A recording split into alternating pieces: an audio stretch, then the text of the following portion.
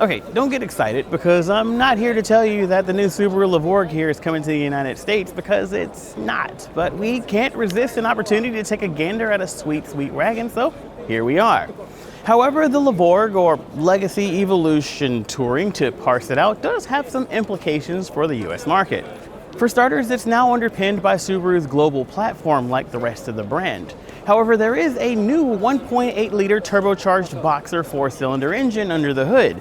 Now, we don't have any information about performance or efficiency of that powertrain, but the previous generation Levorg was pretty much underpinned by the same powertrain and platform as the WRX that we get in the States.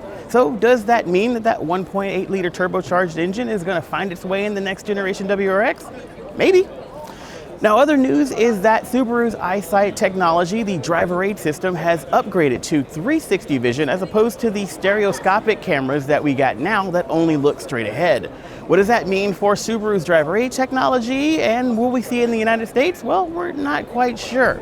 Now, I know what you're thinking. I'm raising a whole lot of questions and not giving you a lot of answers. But for now, the Levorg here is what Subaru calls a prototype, somewhere between a concept and a production vehicle. So we're just gonna have to wait and see what Subaru does next. But know that as soon as we know, we'll be letting you know when these technologies make it to our side of the Pacific. But what I wanna know right now is, what would you like to see from the next generation Subaru WRX? And don't just spam in the comments, bring the Levorg to the States, because it ain't happening. And before you leave, be sure to check out the rest of our coverage of the 2019 Tokyo Motor Show for even more awesome debuts like this one.